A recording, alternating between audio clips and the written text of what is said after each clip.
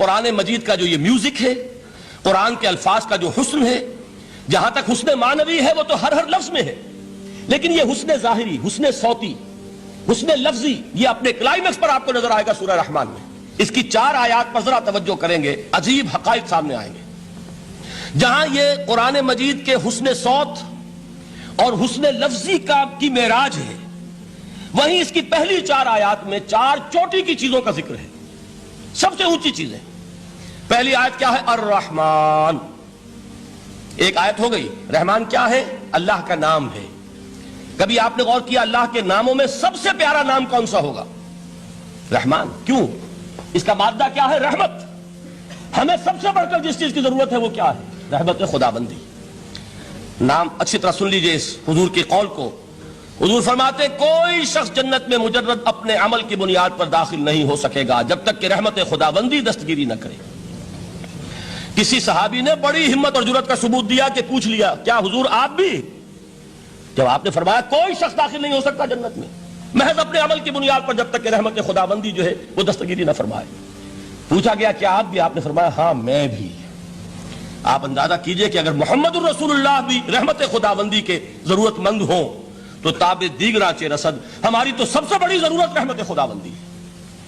اب یہ رحمت جو ہے قرآن مجید میں اللہ تعالیٰ کی یہ شان 2 الفاظ کے ذریعے سے آتی ہے، رحیم اور رحمان۔ اور کوئی مادہ نہیں ہے جس سے 2 نام بنتے ہوں اللہ کے، لیکن یہ مادہ ہے واحد رحمت کا کہ جس سے رحمان بھی ہے رحیم بھی ہے۔ رحیم صفت مشبہ ہے، رحمت دائم ہو جائے گی، مستقل ہوگی تو رحیم کہیں گے۔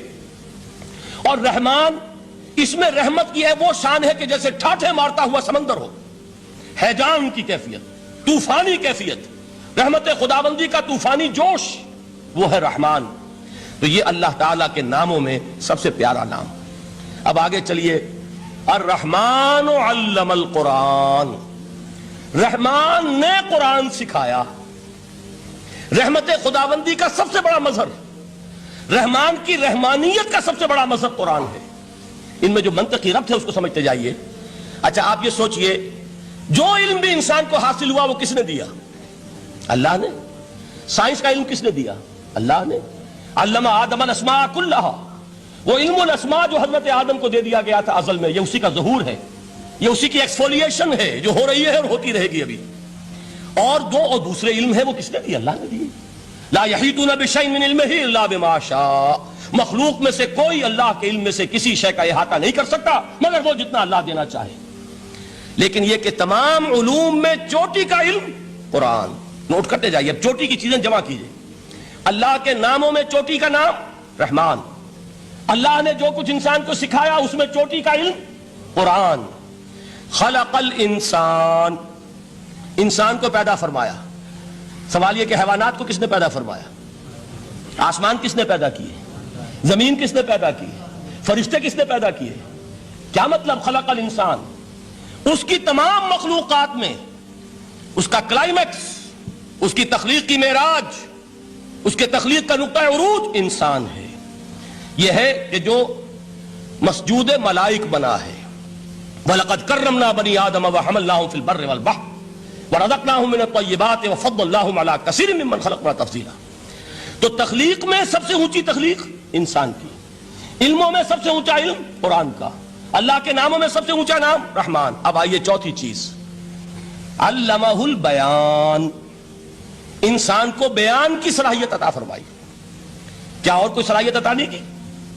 بینائی کس نے دی؟ اللہ نے۔ اسی طریقے سے سماعت کس نے عطا فرمائی؟ اللہ نے۔ کتنی فیکلٹیز ہیں، کتنے ایکسٹرنل آرگنز ہیں سینس کے، کتنے انٹرنل سینسز ہیں جو اللہ نے دیے ہیں۔ لیکن یہاں بھی سمجھ لیجئے جتنی فیکلٹیز ہیں ہیومن فیکلٹیز، ان میں ٹاپ کی فیکلٹی جو ہے وہ اسپیچ ہے، کلام ہے، بیان ہے۔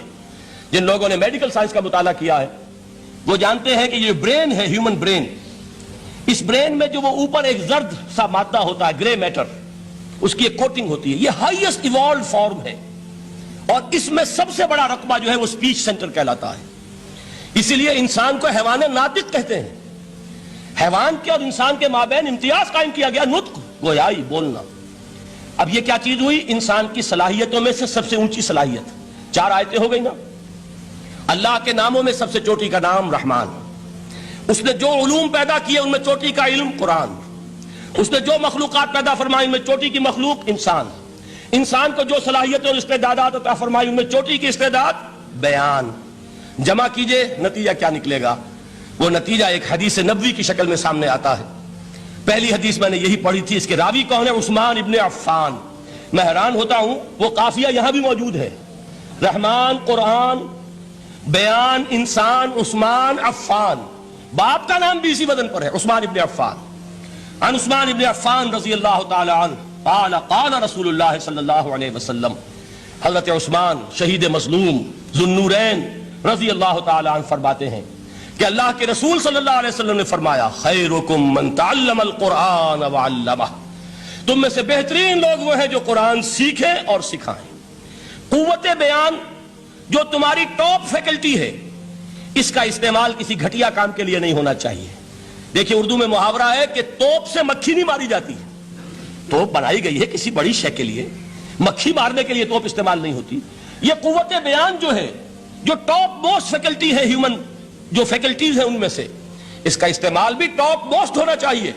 قرآن کو بیان کرو، وہ جیسے کہ علامہ اقبال نے کہا ہے، بلکہ غالباً ان کے قبر پر آس پاس جو اشعار لکھے ہوئے ان میں سے ایک یہ بھی ہے، اگر یک قطرہ خونداری اگر مشتے پرے داری بیابامن تو آموزم طریق شاہ بازی را، اگر تمہارے اندر ایک قطرہ بھی خون کا ہے اور مٹھی بھر بھی پر اگر اللہ نے دیے ہیں تو میرے پاس آؤ کہ میں تمہیں شاہبازی کے طریقے سکھاؤں۔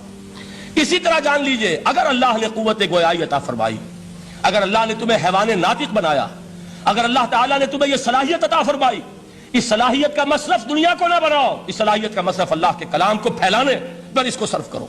خیرکم من تعلم القرآن وعلمہ، خیر جب لفظ آتا ہے بغیر من کے، ورنہ تو آتا خیر من ہو تو یہ ہوگی کمپیریٹیو جو ایک ایڈجیکٹو جو ہوتی ہے، لیکن یہ سپرلیٹو ڈگری ہے جب بغیر من کے ہوگا۔ خیرکم دی بیسٹ امنگسٹ یو، جو تم میں بہترین لوگ ہیں وہ کون ہیں؟ من تعلم القرآن وعلمہ، جو قرآن سیکھیں اور سکھائیں، قرآن پڑھیں اور اسے بیان کریں۔